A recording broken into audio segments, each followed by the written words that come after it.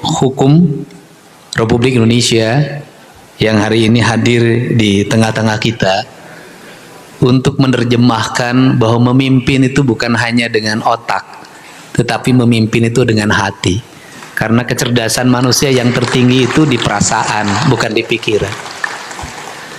Karena memimpinnya dengan hati, maka memandang hukum itu bukan rangkaian kata-kata yang disusun dalam naskah undang-undang. Memandang hukum bukan rangkaian kata-kata dalam tuntutan, dalam dakwaan.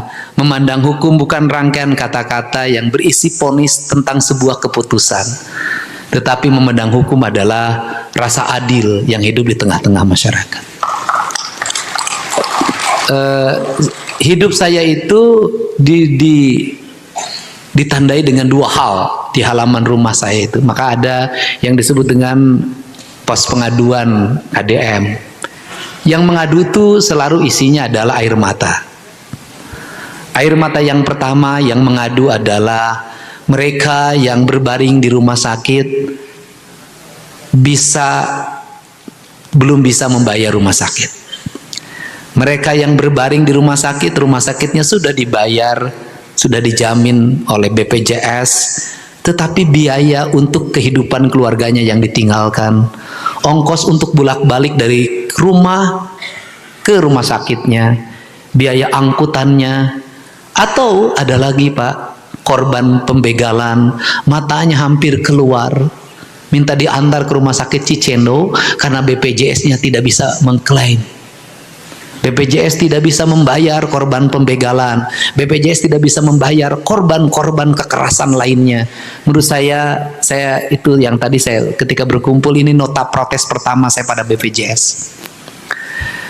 Yang kedua adalah yang mengantri itu orang yang ingin dilakukan pendampingan karena proses pelaporannya mengalami hambatan, tekanan, dan sebelum pos bantuan hukum ini hari ini diresmikan, saya sudah punya 200 pengacara yang disebar di seluruh provinsi Jawa Barat yang mendampingi seluruh rakyat yang kesusahan. Ada pegawai pos yang hari ini mendapat kompensasi 500 juta karena di PHK sepihak. Ada keluarga yang malpraktek di rumah sakit mendapat 500 juta sebagai pengganti. Ada orang yang kembali hak-hak hidupnya. Yang belum selesai satu yang minta dinikahi oleh saya itu belum. Serius. Pak Menteri, saya waktu jadi gubernur membuat peraturan, judulnya Peraturan Budaya Desa. Di peraturan itu diatur tentang culture sebagai kekuatan mengatur regulasi. Saya meyakini betul Pak, kalau desa diatur terus dengan perangkat undang-undang dan budayanya ditinggalkan, desa akan hilang sebentar lagi. Yang ada adalah para kepala desa yang ahli dalam membuat administrasi, tapi omongannya nggak didengar sama rakyat. Kenapa? Kulturnya hilang. Indonesia adalah negeri culture, negeri kultural. Kita punya pengalaman kultur yang lama. Kita hidup di zaman kerajaan karena culture. Saat kolonial menguasai republik ini, bangsa kita masih survive karena culture. Ketika orde lama, kita culture. Ketika orde baru, culture. Diserang oleh krisis ekonomi global, hampir bangkrut bangsa ini 99, 98, culture telah menjaga seluruh kantong ekonomi publik yang bertahan berdasarkan tanah, air, udara yang bersenyawa. Tidak semua persoalan harus diselesaikan dengan tata kelola anggaran dan pemerintahan. Negeri ini nggak sanggup kalau melakukan itu. Untuk itu di Pergub itu dulu ngatur, diantaranya kalau nebang pohon yang ketinggian sekian, kemiringan kesekian nggak boleh ditebang. Kalau bangun rumah menghadapnya harus ke sana.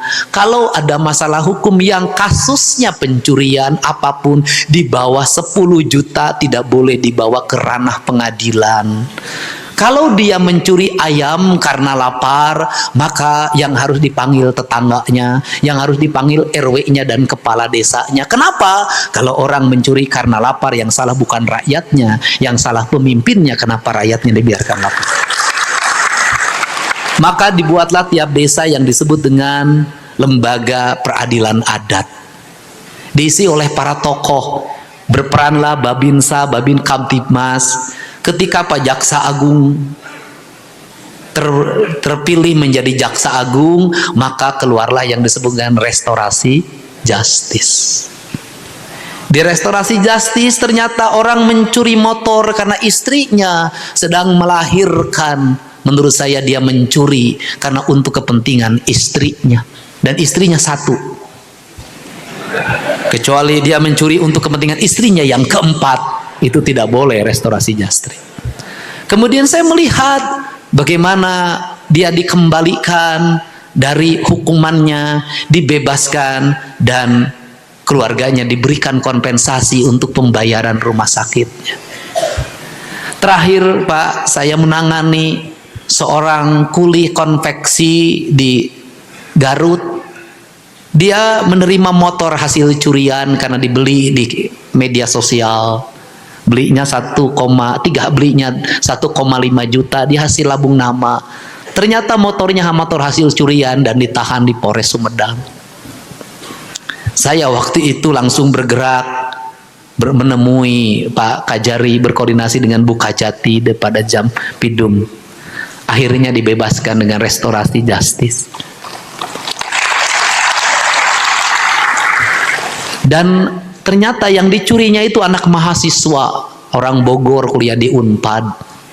Saya menggantinya dengan motor yang baru. Tapi jangan sampai besok ada yang dicuri lagi agar motornya baru lagi.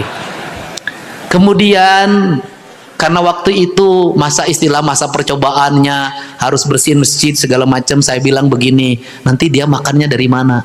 Maka saya angkat menjadi tenaga kebersihan Pemprov Jabar. Keadilan itu bisa kita wujudkan dengan hal-hal yang sederhana.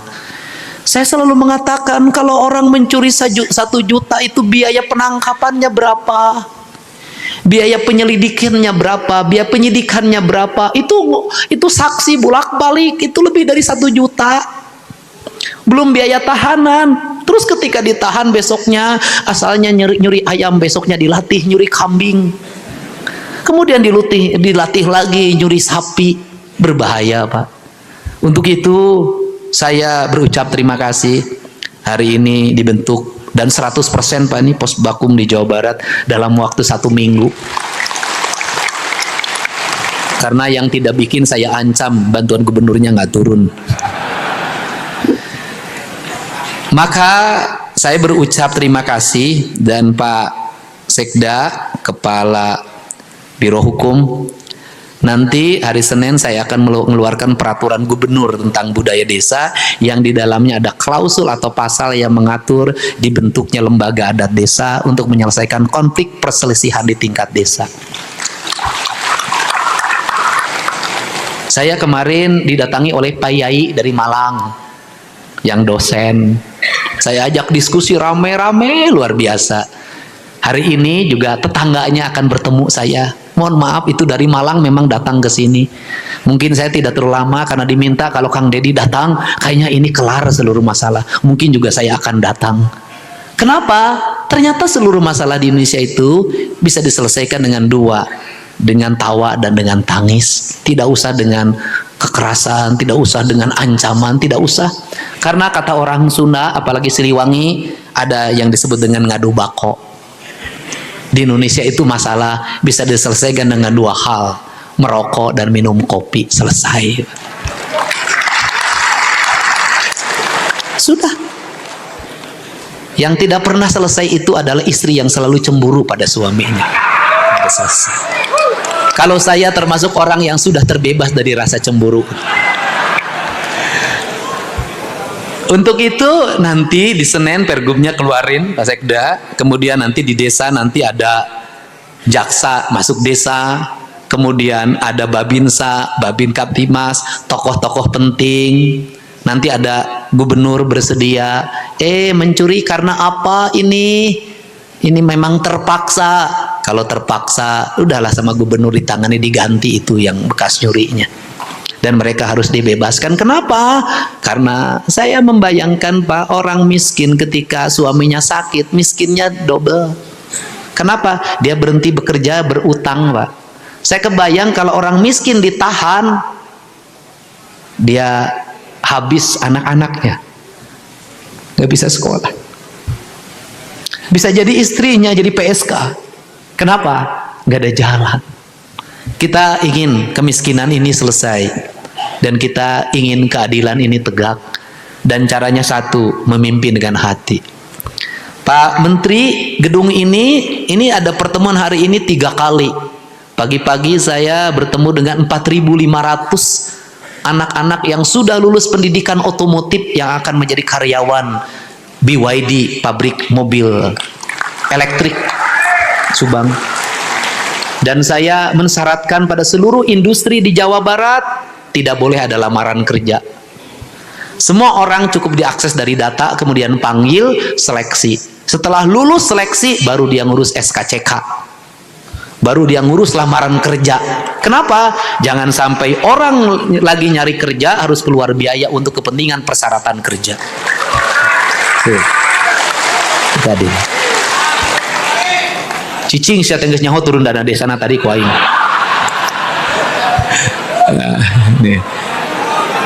Yang kedua, saya bertemu dengan birokrat Pak. Orang lain tuh begitu dilantik itu langsung pidato di depan pegawai. Saya ini semenjak dilantik tanggal 20 Februari baru tadi saya bertemu dengan pegawai. 3.500 pegawai Pemprov baru tadi bertemu. Untuk apa? Membangun spirit. Saya sudah bercerita dengan nyata apa yang dilakukan dalam waktu 8 bulan ini, bisa terlihat di mana-mana. Nah, apa yang saya sampaikan? Saya sampaikan juga, ini kan harus jujur. Tahun depan ini Jawa Barat kehilangan dana transfer 2.458 miliar. Kabupaten kota 2,5 triliun. Totalnya kita hampir 5,7 triliun. Saya katakan, ini kemarin kita ketika saya mimpin anggaran provinsi sudah turun karena dibagi-bagi hasil Pak. Dulu sebelum saya 37 triliun Pak.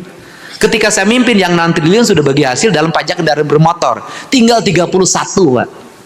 Tetapi dari 37 triliun ke 31, anggaran belanja pembangunannya naik 10 kali lipat.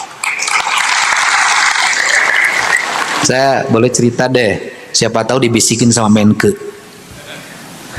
Anggaran pembangunan jalan Pak Menteri dulu itu cuma 400. Waktu anggaran 37 triliun. Hari ini anggaran 3,5 triliun. Anggaran untuk pasang listrik gratis bagi warga miskin dulu hanya sekitar 20 miliar. Hari ini 500 miliar. Anggaran PJU yang dulu paling hanya 40, makanya di jalan raya di Jawa Barat sekarang mulai berbaris, hari ini mendekati angka 1 triliun. Pembangunan ruang kelas dulu 0, makanya ribut terus ketika masuk sekolah. Hari ini 1,2 triliun. Kemudian rumah sakit, hari ini masuk rumah sakit dimanapun, kalau miskin saya gratiskan, provinsi bertanggung jawab. Tetapi di balik itu memang saya melakukan tindakan yang gila Pak. Satu, nggak ada tuh baju dinas gubernur. Dua, anggaran perjalanan dinas gubernur dulu 1,5 miliar, turun jadi 750. Hari ini saya turunin lagi menjadi 100. Jadi yang gubernur keliling Jawa Barat tiap hari itu sampai hari ini hanya menghabiskan anggaran 76 juta sampai hari ini. Saya keliling tiap hari itu hanya menghabiskan 76 juta sampai hari ini. Nah, saya buang lagi. Nah, sekarang kita turun lagi tinggal 27. Apalagi? Enggak, saya ngumpulin birokrasi tadi. Saya mau nekat, bukan mau saya turunin. Anggaran jalan mau saya taikin jadi 4 triliun. Seluruh belanja publik akan saya taikin 4 triliun. Tetapi mohon maaf Pak Menteri, tahun depan kalau berkunjung ke Jawa Barat tidak akan ada snack, tidak akan ada makan nasi dus, paling hanya air putih.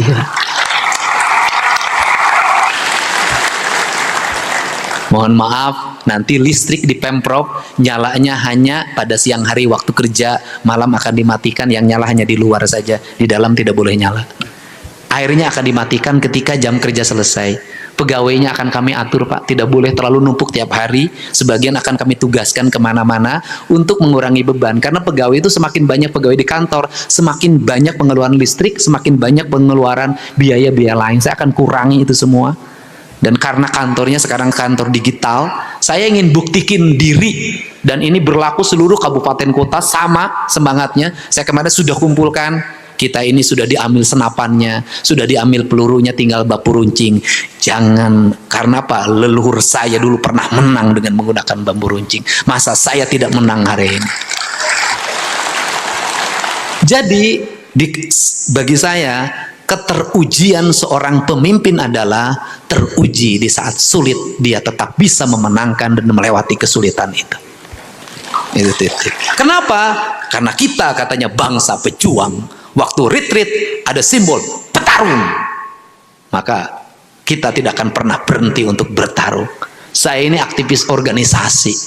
Dulu ketika jadi pimpinan HMI bisa nyari duit buat bangun sekretariat, buat ngasih makan training, tidak ada anggarannya. Masa jadi gubernur yang ada anggarannya tidak bisa lebih dari ketua cabang HMI. Dan yang terakhir, kita bersepakat Pak Wali Kota, para bupati, kami akan menggerakkan seluruh rakyat, karena saya tidak mau lagi di tempat saya ada orang mengadu Pak. Kalau ada orang mengadu ke tempat saya, berarti kepala desanya tidak berfungsi. Kalau orang mengadu ke tempat saya, berarti camatnya tidak berfungsi. Kalau orang mengadu ke tempat saya, berarti bupati wali kotanya tidak berfungsi. Kenapa? Mengadunya sederhana kok. Butuh uang 1,5 juta Pak untuk ongkos ke rumah sakit bolak-balik. Berangkatnya dari Indramayu, berangkatnya dari Cirebon, dari Tasik. Berapa ongkosnya? Saya bikin gerakan Pak. Hari ini tadi sudah dipelopori. Namanya Poe Ibu, gerakan Sapoe Sarebu. Apa itu? Tiap warga harus nyimpan uang di depan rumah tiap pagi, dipupul oleh RT nunjuk bendaranya, dikumpulin, nanti di kantor desa dikumpulin, di situ ada ruang pelayanannya khusus untuk ngurusin warga yang 2 kesulitannya, masalah sekolah dan kesehatan 2 saja. Seluruh kantor di seluruh provinsi Jawa Barat nanti akan ada ruang pelayanannya. Para bupati akan punya ruang pelayanannya, para camat punya ruang pelayanannya. Saya yakin Jawa Barat nanti bukan kekurangan, nanti akan kekurangan orang mengadu, karena seluruh pengaduannya sudah selesai di berbagai titik. Nah, dari sinilah nanti kita akan mulai keadilan. Kenapa? Dari orang yang terpojok karena tidak bisa bayar untuk biaya kelahiran, dia mencuri. Dari yang kepepet karena anaknya pengen beli baju seragam, dia mencuri. Dari yang kepepet karena istrinya di rumah sakit, dia mencuri. Seluruh pencurian itu nanti akan menjadi hukuman manakala negara sudah membuat ruang-ruang keadilan. Tapi selama negara belum membuat ruang keadilan, tak pantas orang mencuri karena lapar dihukum. Untuk itu, semoga pertemuan hari ini pertemuan semangat kita semua untuk membangun rasa adil. Dan saya ngajak semua orang jangan mengatakan tidak ada uangnya, tidak ada anggarannya. Kalimat itu kalimat bohong. Kenapa? Giliran rakyat minta bantuan rumah sakit 500.000, Anda katakan tidak punya duit. Tapi malam karaokean sama LC Anda punya duit.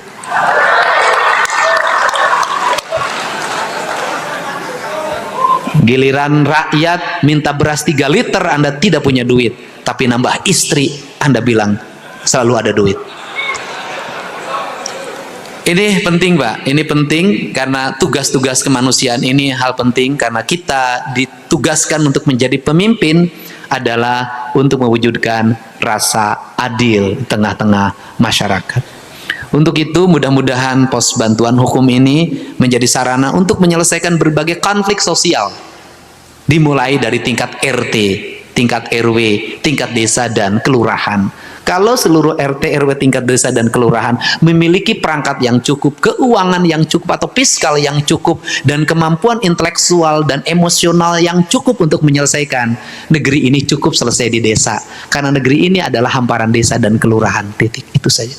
Jadi untuk itu saya ucapkan terima kasih atas kehadirannya.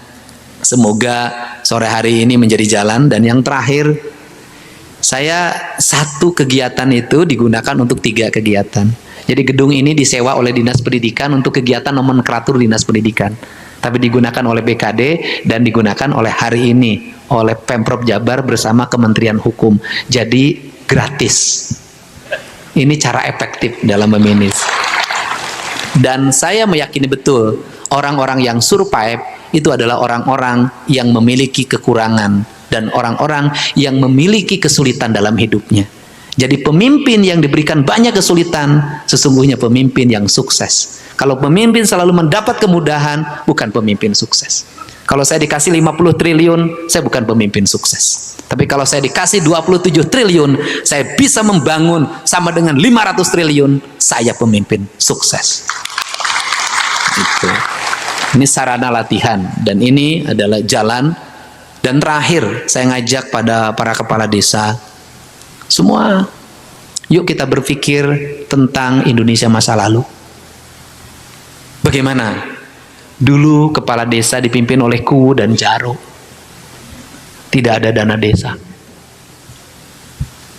Bisa membangun kantor desa, punya tanah bengkok, punya jalan desa, dihormati oleh rakyatnya. Dan hari ini banyak kepala desa turunan yang ke-7 dari kakeknya dulu jadi kepala desa berwibawa di desanya. Apa artinya? Membangun bukan umpulan angka-angka APBD, tapi membangun adalah spirit dari orang untuk membuat karya cipta tanpa harus hanya anggaran saja. Ini penting, Pak. Kenapa? Kekuatan kultural kita yang harus tumbuh. Saya berulang-ulang ngomong, kekuatan kultural kita harus tumbuh. Malah saya kalau boleh usul ke pemerintah, kepala desa tidak mesti punya ijazah. Kalau saya boleh usul. Kenapa? Memimpin desa beda dengan kepala OPD. Jadi kepala desa beda dengan jadi gubernur. Beda. Kepala desa adalah kekuatan kultural. Kekuatan sacido metu saucap nyata, legok tapak genteng kadek, itulah kekuatan yang bisa meredam kemarahan rakyat, bisa menggerakkan rakyat. Justru kalau menurut saya, dengan anggaran desa yang masuk sekarang bukan berarti melarang anggaran desa, tidak. Membuat kepala desa setiap hari merana. Kenapa merananya? Kepala desa nggak boleh korupsi. Tapi tiap hari berbagai kelompok datang ke desa.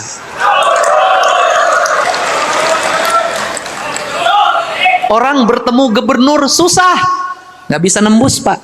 Bertemu bupati susah, nggak bisa nembus. Tapi bertemu kepala desa itu paling gampang. Nungorak nage belah mana nyahun.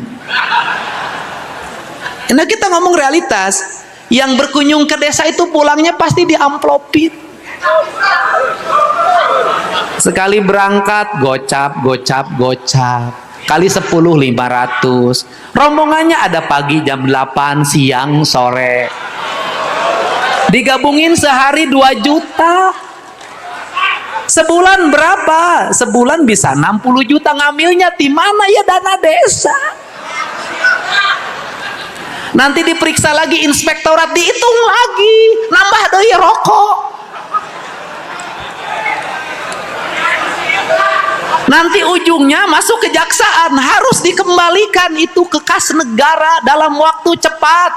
Banyak kepala desa akhirnya menjual rumahnya. Kenapa? Karena ketidakberanian menghadapi tekanan dari luar. Bener nggak? Tapi ayo oke kepala desa nu bisa nyandung beungar aya. Tidak semuanya.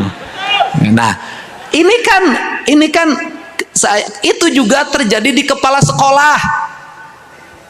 Untuk itu, para kepala desa, kan saya sudah minta ada koordinatornya. Seluruh kepala desa harus ada legal yang mendampinginya tiap kabupaten. Yang minta duit ke desa, tong dibere ajakan gelut, wenges. Dengan catatan kepala desanya tanpa celah. Bagaimana yang berikutnya? Kalau di pos kabupaten ada mamin, jamuan tamu. Di pos kementerian ada jamuan tamunya. Di organisasi perangkat daerah ada jamuan tamunya. Di desa nggak ada komponen itu. Sedangkan kepala desa, camat berkunjung tiap minggu, sekmat berkunjung, kepala urusan berkunjung, Tipemda inspektorat berkunjung, kepala Bapeda berkunjung. Ada yang mau ngukur jalan, mampir dulu ke desa, semuanya diajak dahar, dirokok. Betul tidak? Udah, karena itu budayanya. Nggak sok siapa pegawai Pemda yang penting aku sok di ongkosan kok balik nanya.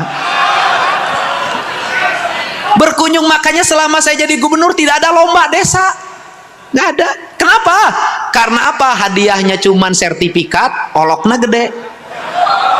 Makanya lombanya cuma satu, yaitu Gapura Sriba Duga.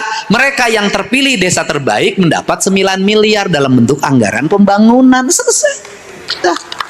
Nah, ini yang terjadi. Untuk itu yaitu bobotnya diturunkan, sehingga nanti ini yang dimaksud. Jadi setiap tamu ke desa nanti ada bendahara yang memegang anggaran rereongan sapoe 1.000 di depan. Begitu ada tamu yang datang ke situ, langsung ditanya, "Bapak kunaon di rumah sakit?"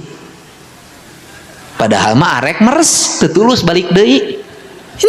Ini penting, Pak. Ini penting. Nah, terakhir, tetapi sesusah-susahnya kepala desa masuk dalam 7 keajaiban dunia. Kenapa masuk 7 keajaiban dunia? Dana desana sering telat, bantuan keuangan desa kabupaten sering telat, gaji RT aya nu satahun sakali. Saya tahu itu, ya kan? Setahun ada gak ini Pak Menteri Hukum, ada gaji RT yang diberikan pada waktu Lebaran, yaitu setahun, jumlahnya 750.000. Itu tahu saya.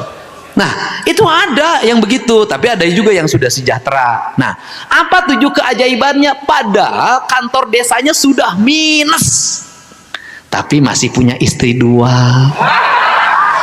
Ada yang punya istri 3, ada yang 4, bahkan ada yang 7. Tapi kalau setiap hari diondang oleh warga, kaondangan wae. Lamun aya jaipongan nyawer boga duit, aya dangdutan orgenan mayar. Itulah kepala desa. Karena kepala desa adalah termasuk manusia langka 7 keajaiban dunia. Mantap, hebat. Dan bantuan gubernurnya hari ini sudah turun. Yang belum turun bukan salah di saya, salah di pengajuannya. Yang sudah masuk ke meja Badan Pengelolaan Keuangan otomatis cair. Betul nggak? Sekarang gini, Pak Kepala Badan Pemberdayaan Masyarakat Desa mana?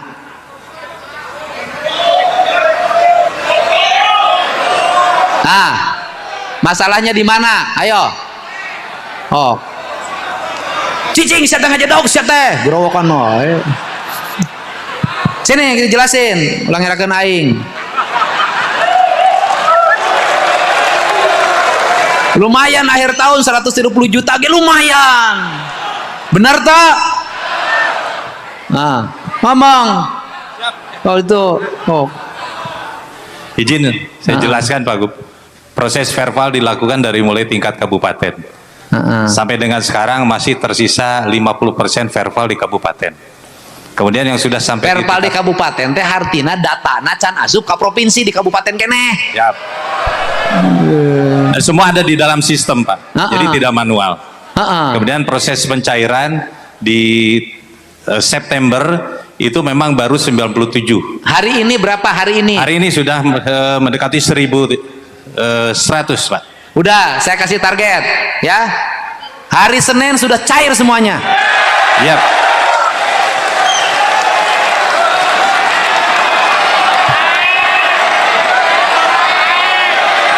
Ya kan? Nanti kalau yang kepala BPMD kabupatennya tidak mau ngelembur sampai hari Minggu, hari Senin akan saya umumkan kepala BPMD kabupaten yang malas. Setuju? Kita berontak saja, berontak. Oke. BPMD kabupaten ada, berdiri semuanya. Nangtong. Sia ulah minta uang rokok nawai ka desa teh kudu gerajan teh.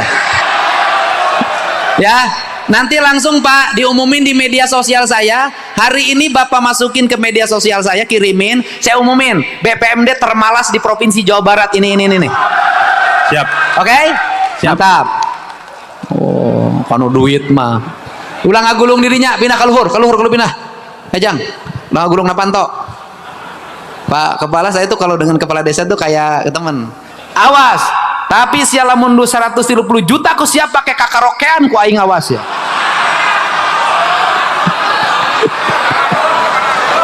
Terakhir nih, seluruh kepala desa nanti pergubnya hari ini diedarkan ke seluruh desa, kirim. Bentuk namanya bendahara yang khusus menangani rereongan yang dulu mah bias perelek. Ya. Tiap kantor desa di depan rumah kepala desa harus ada pos pengaduan masyarakat, didinya bendahara langsung. Catatan, terhitung 1 Januari, kalau masih ada warga Jawa Barat datang ke rumah saya mengadukan tidak punya biaya untuk ongkos ke rumah sakit, maka bantuan gubernur untuk desa itu akan saya hentikan.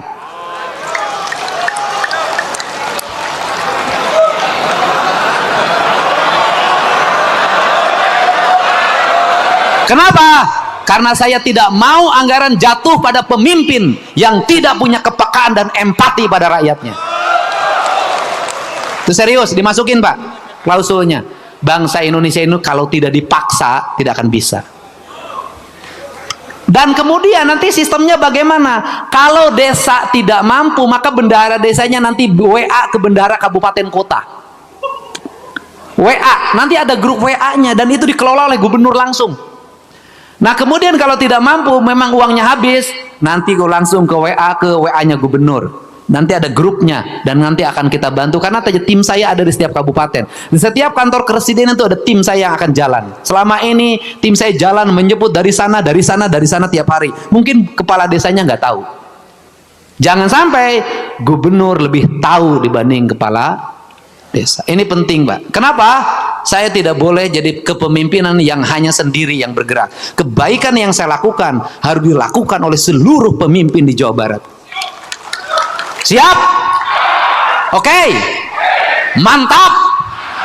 Pokoknya gitu. Senin cair. Mantap. Awas. Umumin hari ini minta kepala BPMD Jawa Barat WA seluruh kepala BPMD seluruh Jawa Barat agar sekarang besok sampai Minggu seluruh pengajuannya masuk ke meja provinsi. Hari Senin sudah masuk ke BKAD dan hari Senin juga harus terdistribusi cair agar pencapaian anggaran provinsi Jawa Barat mencapai 90% terhitung hari Senin. Tidak boleh uang terlalu lama di Bank Jabar. Rakyat bayar pajak untuk duitnya untuk pembangunan, bukan untuk dipinjamkan lagi oleh bank. Mantap? Setuju? Dan saya akan juga membuka layanan pengaduan kenakalan kepala desa.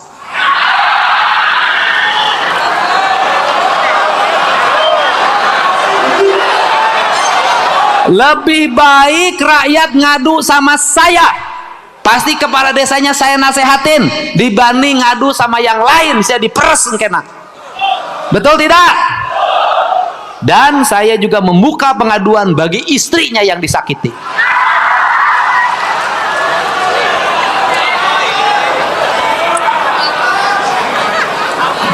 Terhitung sejak nanti 1 November tidak boleh ada kepala desa yang nambah istri lagi. Kenapa? Karena sopan. Kenapa tidak sopan sama saya? Aing hiji can menang siang geus kawin deui. Baik, saya ucapkan terima kasih. Assalamualaikum warahmatullahi wabarakatuh.